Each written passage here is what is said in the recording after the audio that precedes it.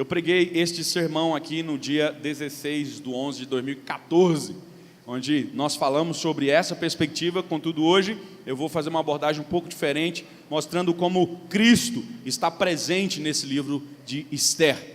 Esther, capítulo 4, versículo 14. Você encontrou aí? Diga amém. Amém. Aí, ó. Bom, esse amém forte assim. A palavra do nosso Deus diz o seguinte: pois, se você ficar calada nesta hora, socorro e livramento surgirão de outra parte para os judeus, mas você e a família do seu pai morrerão. Quem sabe se não foi para um momento como este que você chegou à posição de rainha. Ok, vamos orar, pedindo ao Senhor graça e misericórdia sobre a nossa vida. Senhor, nós estamos diante de Ti, somos sabedores de que não merecemos nada, que nós, ó Pai, não temos condições alguma de celebrar o Senhor como se deve, muito menos de entender a Tua palavra como se deve. Nós, ó Pai, precisamos absolutamente do Senhor, e nós clamamos por Ti. Tem misericórdia de nós, compadece da nossa vida, trabalha no nosso coração. Em nome de Jesus, assim nós Te agradecemos hoje e para todo sempre. Amém. Meus amados, existem algumas situações na nossa vida que parecem que está tudo no escuro. A realidade é que mesmo que a gente tenha algumas lâmpadas, nós não conseguimos ver luz, e está tudo realmente escuro. Parece que na realidade Deus se esqueceu de nós. Tudo que você faz, tudo que você pensa, não surge uma luz, não surge uma ideia, e toda a situação, o pano de fundo que você olha, todas as coisas que estão ao seu redor, nada vai contribuir para a melhoria ou para o seu crescimento, ou para livrar você de determinada situação, ou de um determinado sofrimento, até que em um determinado momento você percebe a providência de Deus, uma luz na escuridão, um ponto onde Deus nos começa a direcionar, onde nós vemos saídas grandiosas, e melhor, nós não vemos apenas a saída, mas nós vemos a nossa vida sendo conduzido para a saída, sendo conduzido para a transformação daquela determinada situação que nós nos encontramos. E a realidade é que, de fato, tudo isso diz respeito à graça de Deus sobre as nossas vidas. Inclusive o livro que nós acabamos de ler, o texto que nós acabamos de ler, é exatamente isso. Para que você entenda o texto, esse verso que nós acabamos de ler, e eu vou fazer o seguinte: eu não vou expor especificamente verso a verso, mas dar um pano de fundo geral da ideia do livro de Esther, e do que isso tem a ver com a nossa vida hoje. Você que já leu, terminou de ler o Antigo Testamento, você sabe que o povo de Deus, ele teve praticamente duas nações que foram terríveis e que tornaram o povo de Deus escravos, que foram o chamado exílio, quando levou o povo de Deus embora da sua cidade. Quais são essas grandes nações? As duas piores que subjugou o povo de Israel. Em 743 foi a Assíria. Depois, em 612 a.C., a Babilônia vem. Então a Babilônia agora, nessa época, nesse período aí de 612 a.C., você tem agora a Babilônia subjugando o povo, e um povo extremamente mau, corrupto, vai lá, toma o povo assírio, juntamente com o povo assírio, também toma o povo de Israel, que era escravo da Assíria naquela época. Só que agora, como a Babilônia era um povo muito mais complicado, muito pior, há uma profecia de Jeremias de que o povo iria embora e iria ficar 70 anos fora de casa, fora de Israel. E de fato isso acontece.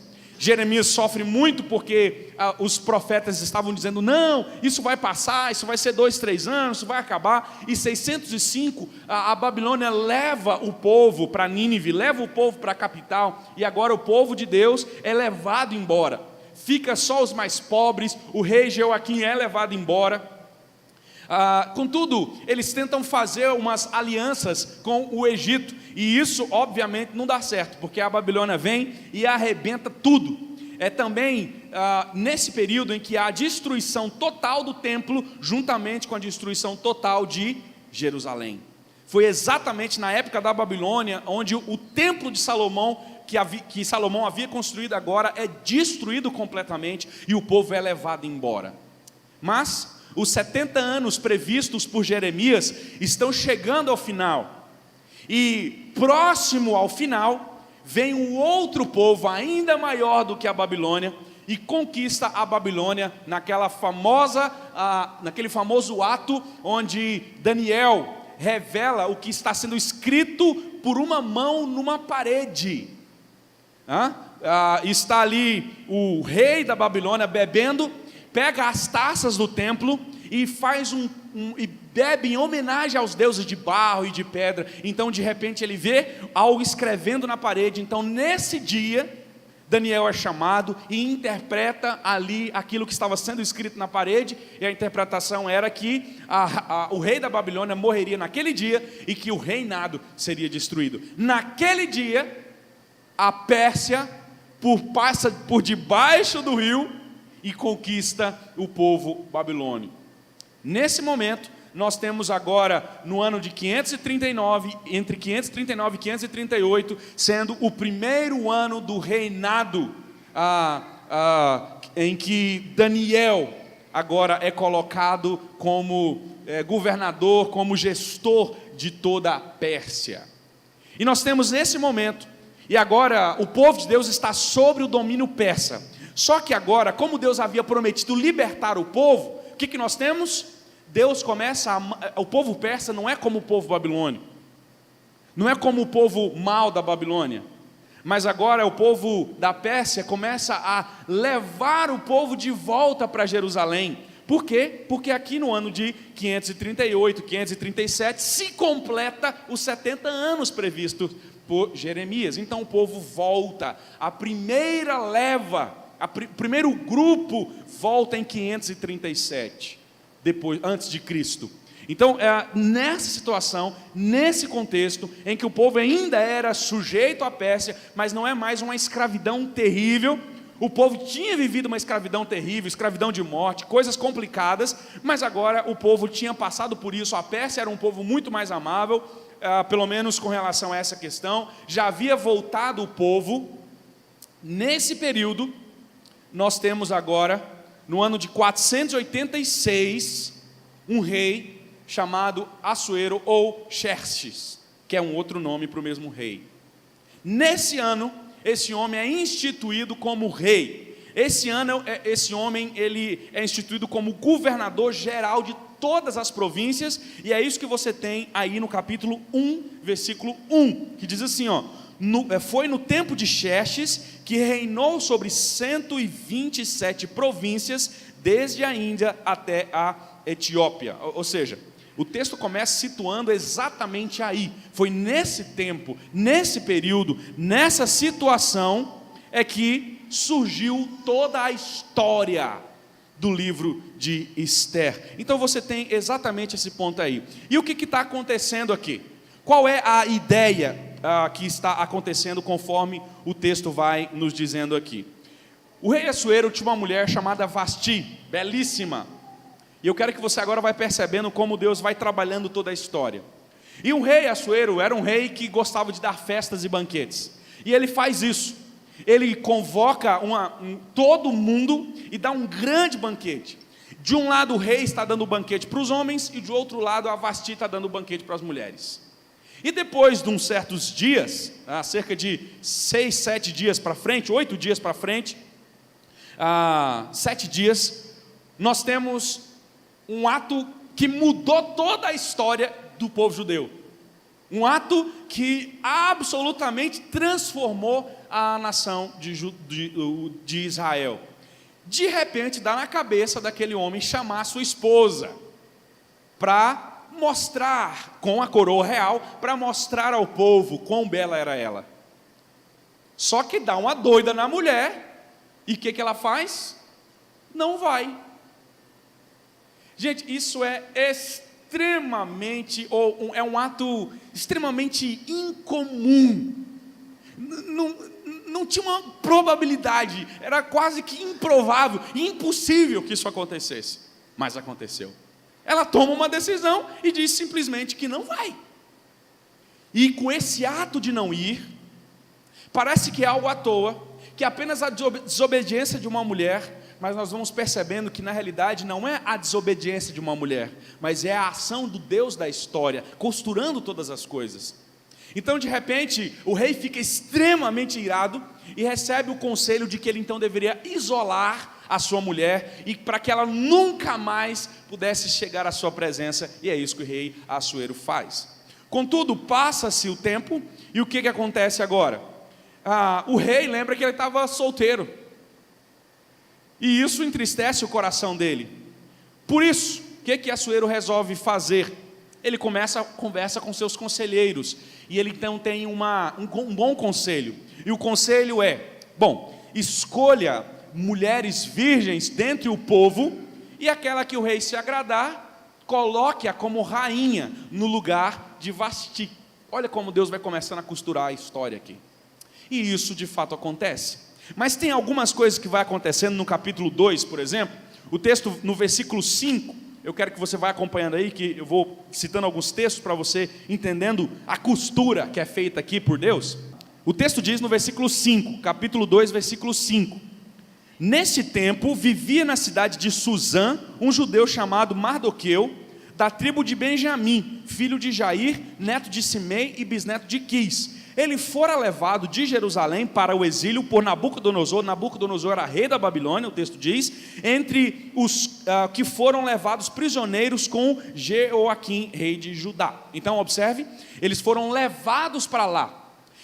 Nesse tempo, nesse momento, é o que o texto está dizendo, nesse ato, coincidentemente, tinha um judeu, e esse judeu tinha uma prima, que chamava Radassa. Agora, olha que coisa interessante, ela era muito bonita, muito formosa, e foi chamada ao palácio. Quando ela chega ao palácio, coincidentemente, o cara que cuidava das mulheres, porque a mulher ficava 1 ano perfumando, 6 meses passando um tipo de hidratação, 6 meses passando outro tipo de hidratação para encontrar com o rei. 1 ano, né? Se organizando. Quando essa mulher chamada Radassa agora esconde o seu nome e ela passa a ser chamada Esther, porque ela não... e aí é uma boa pergunta, por que Mardoqueu fala para Esther não dizer que ela era judia? Não sei. Só sei que isso valeu a pena. Só sei que a coisa toda estava sendo costurada aqui nesse processo. E aí quando você olha agora para o processo que acontece aqui, olha o que diz o versículo 9 do capítulo 2. Quando ela chega lá, a moça, Esther, o agradou ao cuidador, né? Ao regai, aquele que cuidava das mulheres do rei que seriam apresentadas. E logo lhe providenciou tratamento de beleza e comida especial. Designou-lhe 7 moças escolhidas do palácio do rei e transferiu-a, junto com suas jovens, para o melhor lugar do harém. Ou seja, essa mulher chega lá e ela agora ganha um lugar especial no coração do cuidador. Parece que é apenas uma escolha de uma esposa simples, mas quando essa mulher é chegada diante do rei, ela se apresenta diante do rei, há algo grandioso. O rei se apaixona por ela, o rei gosta daquela mulher e então torna aquela mulher, 7 anos depois do seu reinado, do início do seu reinado, rainha de todo o império. Ela agora passa a reinar junto. Irmãos, tem algo aqui acontecendo, algo grandioso. Juntamente com isso, na mesma época em que Esther é colocada rainha, algo acontece. Existe uma história. O seu tio ficava ali na porta do palácio e gostava de ficar escutando de trás da porta. E de repente, ele escutou dois servos do rei tramando contra a vida do rei. Então, o que acontece? Ele conta para Esther, que conta para o rei, que investiga e mata os dois. Agora, olha o que diz o versículo, final do versículo 23 do capítulo 2. E o texto diz: Tudo isso, lá no finalzinho, tudo isso foi escrito nos registros históricos na presença do rei. Então nós temos agora a história toda sendo escrita. A história de que Mardoqueu ou Mordecai tinha agora salvado o rei, entregado 2 conspiradores. E isso foi escrito na presença do rei. Será que é sem sentido toda a história? Será que efetivamente tudo isso, tudo que nós temos aqui é apenas algo ao acaso? Exatamente, nós vamos percebendo que não, que na realidade toda essa história, de forma grandiosa, mostra algo para nós e que a gente precisa aprender. Aprendermos que efetivamente o nosso Deus, Ele não é um Deus qualquer. Ele escolhe essa jovem Esther por um propósito específico, para mostrar como Ele conduz a nossa história, como Ele costura toda a nossa história, como cada tijolo da história é colocado por Ele. E aqui nós percebemos 3 coisas, só que isso nos revela algo muito maior. Essa história aqui, o livro de Esther, juntamente com Cantares, não aparece a palavra Deus em nenhum lugar. Você não vai ler Deus aqui nesse livro, não tem. Mas Deus não precisa estar à frente para agir, no sentido de aparecimento de nomes aqui. Mas Deus estava costurando a história inteira, estava colocando os tijolos certos, construindo tudo aquilo que Ele queria. E é isso que eu e você precisamos aprender. Deus, Ele costura a história, Ele conduz a nossa história. E isso não começou aqui, começou na eternidade. E o pano de fundo de Esther é exatamente para nos lembrar que Deus conduz a nossa história de forma tão grandiosa em nos apresentar a redenção. Esse é um Deus grandioso que nos apresenta quão misericordioso Ele é. Por isso, a primeira perspectiva que nós temos aqui do livro de Esther, que está aqui no capítulo 3, até o capítulo 3, verso 7, até o capítulo 4, é que Deus, Ele vai conduzindo a história, permitindo a aflição sobre nós. Muitas vezes nós somos tornados aflitos, como o povo de Deus aí, nesse caso, escravos. Deus então permite tudo isso. Deus, Ele não se afasta disso, pelo contrário, isso é escrito, isso é determinado por Deus. Deus, Ele comanda a história, permitindo a aflição.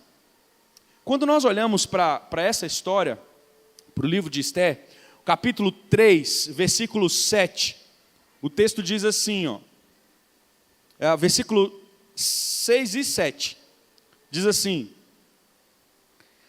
contudo, sabendo que era o povo de Mardoqueu, achou que não bastava matá-lo. Em vez disso, Amã procurou uma forma de exterminar todos os judeus, o povo de Mardoqueu, em todo o império de Xerxes. Por isso, no primeiro mês do 12º ano do reinado do rei Xerxes, no mês de Nisan, lançaram o pur, isto é, a sorte, na presença de Amã, a fim de escolher um dia e um mês para executar o plano, e foi sorteado o 12º mês, o mês de Adar. O que aconteceu aqui? Surgiu um homem, um general chamado Amã, e Amã agora começa a receber honrarias do rei. Todas as pessoas se prostravam diante desse homem, mas esse homem aqui, Mardoqueu, Mordecai, não fazia isso. Ele não se prostrava. E tudo isso fazia com que o coração de Amã se irritava profundamente. Então, quando foram falar a Amã que Mardoqueu não se prostrava diante dele quando ele passava, ele ficou extremamente irritado, e o que ele quis fazer? Aniquilar, acabar com o povo judeu. Perceba que o texto diz, não é acabar só com Mardoqueu, mas é acabar com todo o povo. Isso me lembra algo interessante. Isso me lembra como o pecado, ele vem exatamente nesse sentido. Lembra-se quando Adão se coloca diante de Deus, as Escrituras nos dizem que o pecado não acabaria apenas com a vida de Adão, mas com toda a sua geração, com todo o seu povo. Adão seria absolutamente aniquilado pela justiça e pela ira de Deus. E efetivamente, Deus permitiu toda essa história, todo esse processo, porque Deus conduz todas as coisas, conduz toda a história, e aqui Ele permite tudo isso, inclusive permitindo a queda de Adão. Creio eu que não só uma permissão, mas o próprio decreto de Deus. Deus, Ele decreta, Ele conduz, Ele escreve tudo isso, permitindo inclusive a aflição. E se você ler o capítulo 3 até o capítulo 4, nós vamos percebendo, irmãos, exatamente essa situação acontecendo. Todo o mal-estar agora. Por causa disso, por causa do fato de um judeu não se prostrar, ele agora sofre algo terrível, e todo o povo está para perecer, está para morrer. Quão injusto é isso? Esse homem, por ser fiel a Deus, tem uma sentença de morte, não só ele, mas todo o povo.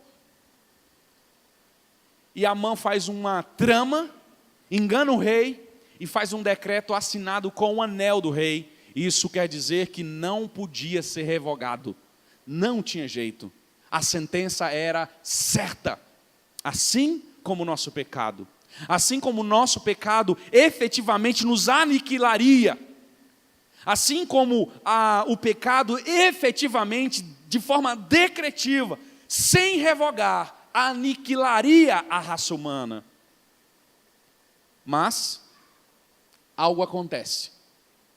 Deus, percebendo toda essa perspectiva, Deus que percebe e sabe de todas essas coisas, e é um Deus que trabalha na história para apontar para como Ele faria, ou como Ele traria o resgate. Então Ele permite a aflição com o povo judeu, assim como Deus também permitiu o pecado, a entrada do pecado no mundo. Mas algo acontece. Esses homens que agora estão tristes, rasgando as suas vestes, em uma demonstração de aflição plena, de uma demonstração de angústia plena, jogam as cinzas na cabeça. Olha aí o capítulo 4 agora, versículo 1. O que nós temos? Uma declaração da situação do povo judeu. O texto diz: quando Mardoqueu soube de tudo o que tinha acontecido, rasgou as vestes, vestiu-se de pano de saco, cobriu-se de cinza e saiu pela cidade chorando amargamente em alta voz. Perceba então, o povo está agora, tanto Mardoqueu quanto todo o povo está aflito, angustiado, estão terrivelmente abatidos, porque agora vem sobre eles uma aflição terrível. É exatamente isso que o pecado trouxe sobre nós, uma aflição terrível. Por isso a Escritura vai dizer, meus amados, que por consequência disso, nós caminhamos para o inferno, nós caminhamos para a ira de Deus, somos afligidos pelo pecado, mas Deus não está a par da história. Nós cremos num Deus que se envolve com a história humana e que costura a história humana. Então Ele conduz essa história, não apenas permitindo o erro, permitindo a aflição, mas tem uma segunda coisa que Deus faz, e a segunda coisa é que Deus, de forma grandiosa e graciosa, conduz a nossa história, sim, permitindo o sofrimento, permitindo inclusive o pecado, as aflições de tais coisas, mas Deus também age na história, conduzindo-nos e provendo para nós o livramento. Agora, perceba, parece que o povo de Deus não tinha saída, não tinha mais o que fazer, estava tudo perdido, o povo estava em escuridão, era um decreto efetivamente fincado e travado pelo anel do rei, não tinha jeito, estava tudo escuro, mas de repente brota uma luz, de repente a providência de Deus, ela se revela, de repente Deus ele se mostra como condutor da história, e traz agora uma mensagem a seu povo: vocês estavam em terríveis trevas, sendo afligidos pelo pecado, mas eu conduzirei a história, conduzirei de tal forma que agora haverá provisão de livramento. Irmãos, É exatamente isso que nós somos lembrados. Quão magnífico Deus é. Porque Ele proveu o livramento, e esse livramento é feito em Jesus Cristo. E quando nós olhamos para esse livro, é isso que nós precisamos aprender. Quando Deus vai, a partir do capítulo 4 aqui, levantando Esther, como aquela que resgata o povo, que intercede pelo povo, isso deve nos lembrar e nos fazer lembrar que Deus proveu para nós o livramento em Jesus, o qual intercede por nós diante de Deus, diante do Rei, para que nós não morramos. E então, você quando olha, agora nós quando olhamos para o capítulo 4, vamos percebendo algo que vai produzindo no coração daquele povo. Então lemos agora o versículo que nós lemos no início. Quando chega toda essa situação, na aparente confusão, Mardoqueu chega para Esther e fala: interceda por nós. Mas ela fala o seguinte: mas se eu interceder por vocês, eu corro risco de vida. Melhor, eu corro risco de morte. É de vida mesmo, de morte. Corro risco de morrer, de morte. Se eu for diante do rei, sem ser chamada, eu posso morrer.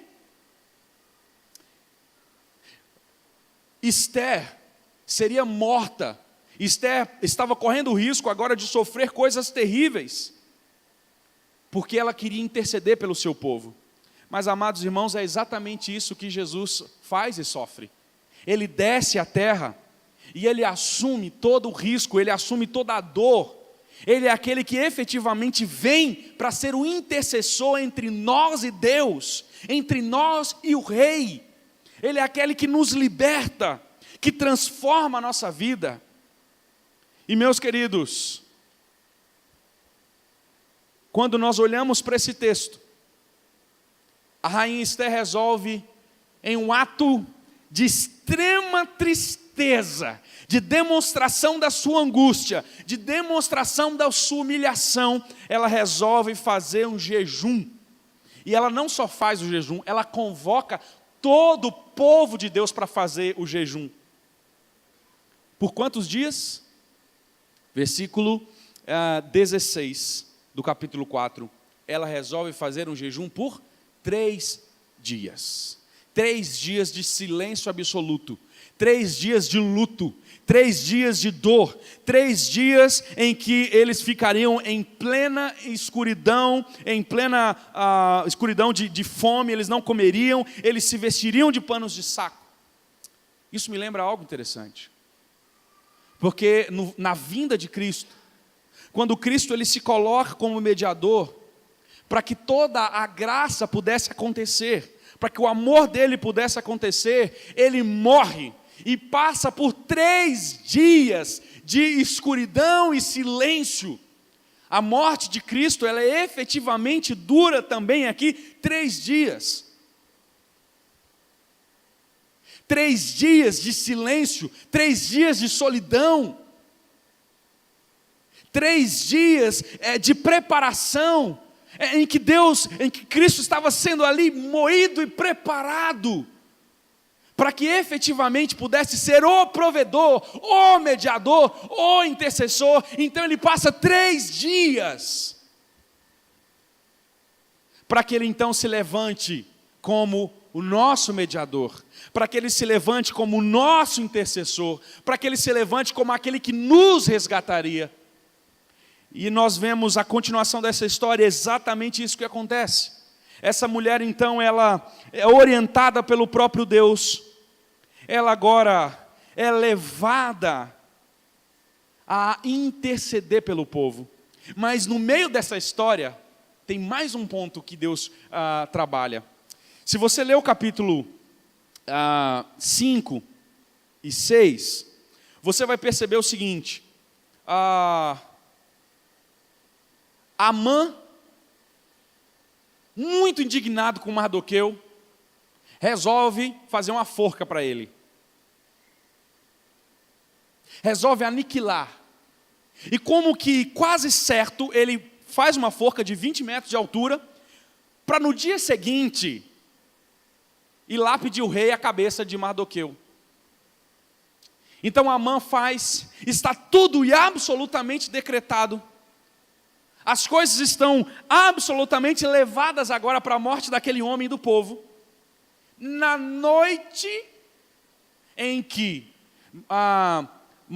Amã, ou nessa noite em que Amã iria falar com o rei, o texto diz o seguinte, no capítulo 6, versículo 1. Nessa noite, nesse momento, nesse ponto, o que nós temos? Naquela noite, o rei não conseguiu dormir. O rei perdeu o sono, gente. Quem tirou o sono do rei? O próprio Deus. Mas o rei perdeu o sono e ele não foi assistir o Netflix, não foi assistir a televisão. O que o rei foi fazer? Ele ficou pensando, o que eu vou fazer? Perdi o sono. Então ele vem com uma ideia.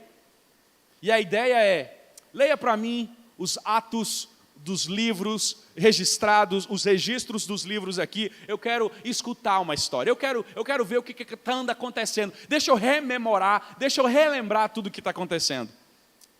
E nesse livro estava escrito, lá atrás, capítulo 2, tudo que Mardoqueu havia feito.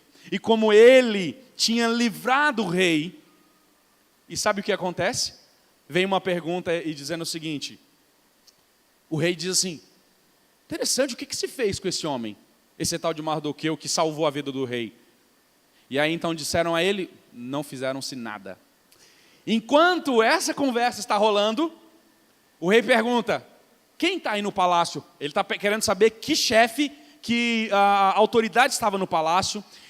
Nessa hora, já no finalzinho da noite, na madrugada, não sei que horas aí, talvez umas 4, 5 horas da manhã, Amã aparece no palácio. Para fazer o quê? De acordo com as escrituras, pedir a cabeça de Mardoqueu. Ele quer agora a cabeça do homem. E aí as pessoas dizem o seguinte, os servos do rei, olha, está aí Amã. Então o rei diz, manda Amã entrar. Quando Amã entra, o que nós temos?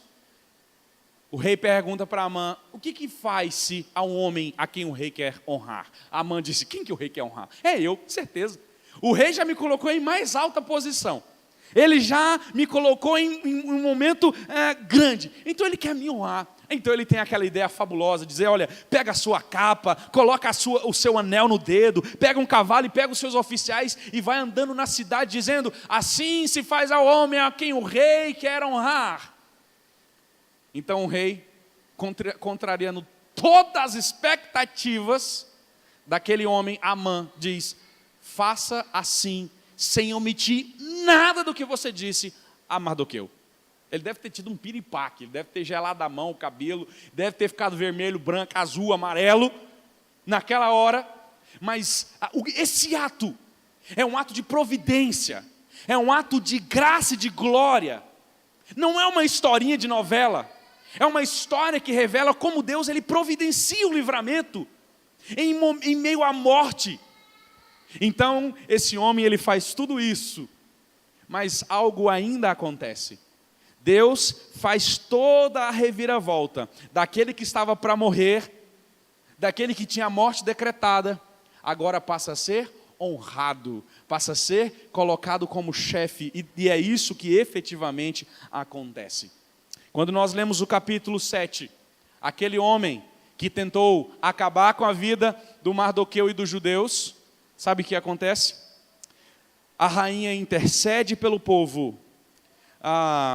E é interessante porque se você ler o capítulo 6, versículo 13, a mulher de Amã fala, você está enrolado, sua ruína começou, a sua vitória foi por água abaixo. É isso que acontece aqui. E efetivamente isso acontece. Deus começa a agir em prol do povo judeu, de forma que Deus levanta aquele homem novamente. E quem vai para a forca? Quem vai para a punição? O acusador. É o acusador quem sofre.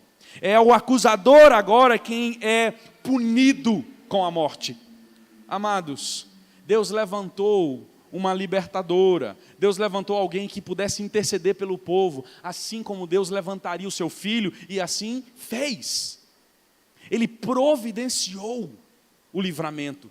Ele conduziu a história do povo, libertando o povo. que maravilha, é crer num Deus que constrói a história. É um Deus que não perdeu a história. E quando nós lemos capítulo 7, versículo 10, olha o que diz o versículo 10. Assim Amã morreu na forca que tinha preparado para Mardoqueu, e a ira do rei se acalmou. Nós agora temos uma reviravolta, uma provisão e um livramento. Contudo, esse livramento mostra algo ainda maior, que é a terceira coisa do Deus que conduz a nossa história. Ele conduz a nossa história permitindo aflição, sim, mas Ele conduz a nossa história provendo livramento. Terceira e última coisa, Ele conduz a nossa história trazendo a restauração. E essa restauração nos leva à vida. Observe aí o versículo, capítulo 8 e capítulo 9, o que nós temos? Nós temos agora a situação que aparentemente estava sendo resolvida, mas lembre-se, quando a rainha chega para o rei e fala assim: rei, cancele o decreto, senão o povo vai morrer. Então ele diz: não, o decreto não pode ser revogado, é irrevogável. Então algo acontece. Na mão da mediadora, o rei entrega um anel e diz o seguinte: faça como vocês acharem melhor. Então Deus levanta aquele povo, tanto a Mardoqueu quanto Esther, para que eles agora, a partir do capítulo 8, pudessem efetivamente desenvolver um decreto para que o povo judeu se defendesse, para que o povo judeu pudesse defender-se das investidas dos seus inimigos. E efetivamente isso acontece. Quando o dia em que o decreto de matança havia sido estabelecido chegou, o povo estava preparado, e ao invés de morte, o povo teve vida. Eles estavam preparados para o final, eles estavam preparados agora para que não morressem, mas tivessem vida. Irmãos, é exatamente isso que o nosso provedor, Deus, Pai, fez em Jesus Cristo. Para que no dia final, nós não pereçamos, mas, efetivamente, tenhamos vida eterna. Para que todo que nele crê não morra, mas seja defendido pelo próprio Filho, para que não sejamos envergonhados. Mas aqui Ele nos dá a provisão, e essa provisão tem um objetivo. O fato de Cristo ter vindo, o fato de Deus levantar Esther e Mordecai e Mardoqueu ali, não era sem sentido, era para a preservação da vida, e nossa, é a preservação da vida eterna. Porque estávamos destinados ao inferno, mas Deus levantou o seu Filho Jesus, e agora conduzindo a história, traz-nos redenção. Ele redime tudo aquilo que estava indo para a perdição, agora nós somos trazidos de volta. Que coisa fabulosa olhar para o livro de Esther dessa maneira. Perceber um Deus que costura a história. Isso não é uma história de novela. Isso não é uma história de minissérie. Isso não é uma historinha de amor. Quer dizer, é uma história de amor, mas não do rei e da Esther. É uma história de amor de Deus para com o seu povo. De como Deus ama o seu povo. De como Deus conhece cada situação. Irmãos, quando nós lemos o capítulo 9, nós vamos percebendo o quão grande agora é a situação do povo. E é engraçado porque agora o mundo inteiro teme Mardoqueu. O homem que estava à beira da morte passa a ser honrado. Não é isso que Deus nos diz? Que nós, quando passarmos pela tribulação, Jesus disse: e ao vencedor dar-lhe-ei a coroa da glória. Mardoqueu passa a ser abaixo do rei. Se você olhar o texto, você vai percebendo que todo mundo, a nação inteira, tinha tinha medo daquele homem. Todos tinham medo daquele homem. Toda a nação agora teme esse homem. E todos ajudaram os judeus, porque ficaram com medo de Mardoqueu. de morte a honra. Essa é a situação que Deus fez conosco em Jesus Cristo. Quando nós estávamos mortos em nossos delitos e pecados, Ele levantou e proveu um livramento, de forma que nós agora fomos restaurados, para que no tempo devido, na plenitude dos tempos, na vinda de Cristo, possamos usufruir da restauração dada a nós pelo mediador Jesus Cristo. Esse é o Deus da história. Irmãos, e nós temos aqui a conclusão de algo interessante. Versículo 26 ao versículo 28 do capítulo 9. O povo não apenas foi liberto. E Mardoqueu e Esther não apenas foram os intercessores, mas agora eles também instituem um dia em que havia de celebrar a restauração.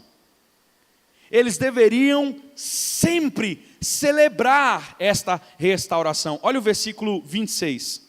Por isso, aqueles dias foram chamados de Purim, da palavra pur, que é sorte. Considerando tudo o que estava escrito nessa carta, o que tinham visto e o que tinha acontecido, os judeus decidiram estabelecer o costume de que eles e seus descendentes e todos os que se tornassem judeus não deixariam de comemorar anualmente esses 2 dias na forma prescrita e na data certa. Esses dias seriam lembrados e comemorados em cada família, de cada geração, em cada província e em cada cidade, e jamais deveriam deixar de ser comemorados pelos judeus, e os seus descendentes jamais deveriam esquecer de tais dias. Sabe o que eu fico pensando? Então, olha a história aqui. Estávamos prontos para pecar. Deus permitiu a aflição. Deus proveu o Redentor. Deus proveu o livramento. Com a provisão do livramento, Ele traz a restauração. Ele diz, vocês terão vida, e vida e abundância, vida eterna. Mas até que Ele venha, sabe o que Ele fez? Instituiu para nós um sinal, para que nós lembrássemos da restauração e da provisão, aguardando a sua vinda. Qual é o sinal? A ceia do Senhor. Temos então o sacramento, temos então a ceia, para que nós possamos lembrar, e todos os dias, e todos os meses, lembrar da restauração que nos foi dada. Isso é um decreto para jamais ser esquecido. Percebe a mesma ideia aqui no livro de Esther? Você tem pecado, você tem a restauração, você tem vida eterna e você tem memorial. Você tem um sinal aqui dado para que você nunca esqueça de que em Jesus você foi liberto do pecado e da morte. Do pecado, você foi liberto da morte. E agora, todo que nele crê, tem vida eterna. Por isso, meus queridos, lembremos e comemoremos, participemos da ceia do Senhor com vontade, porque lembramos que nós fomos libertos. É bom sempre trazer a memória de que Deus sempre trabalha na história para cumprir a sua aliança. Deus não trabalhou simplesmente por amor a Esther, Deus trabalhou por amor a você e a mim. Porque se o povo de Deus tivesse sido aniquilado, Jesus não viria. Mas ali há uma previsão, uma proteção, um Deus que comanda a história, guardando a descendência de Cristo, para que Ele viesse, e assim fosse também o nosso libertador. Também não, fosse o nosso único libertador. Por isso, eu quero terminar dizendo a você o seguinte, dando a você algumas sugestões para que você viva essa realidade de um Deus soberano, um Deus que comanda todas as coisas. Para você entender mais sobre isso, como Deus guarda todas as coisas, estude mais a Bíblia para descobrir como Deus está presente em cada ato da história, mesmo nos piores. Mesmo quando o faraó mandou matar todas as crianças na época de Moisés, Deus estava lá, provendo. Mesmo quando Herodes mandou matar todas as crianças no tempo de Jesus, Deus estava lá agindo. E lembrem-se, é o mesmo propósito, manter a linhagem do Filho de Deus. Deus, Ele está agindo na história. Então estude a Bíblia, tem que ler a Escritura para você perceber como Deus age na história. Mas olhe para a vida na cosmovisão de Deus, do Deus provedor. Se Ele não poupou o seu próprio Filho por amor a nós, também nos dará todas as coisas necessárias. Irmão, se Deus costurou a história para Jesus vir, você não acha, isso Romanos nos diz isso, Romanos capítulo 8, que Ele também nos dará gratuitamente o que nós precisarmos? Se você está passando por aflições, angústias, complicações, olhe para a história de um Deus que ama tanto você, que deve ser glorificado na sua salvação, que Ele provê todas as coisas, inclusive a sua própria salvação. Aprenda a olhar o sofrimento não como um abandono de Deus, mas como um contorno de Deus para formar você à vontade dEle. Tem uma crase que eu não botei. À vontade dEle. Deus está formando você segundo a sua própria vontade. Por isso, todas as coisas cooperam para o bem dos que amam a Deus. Cooperam para quê?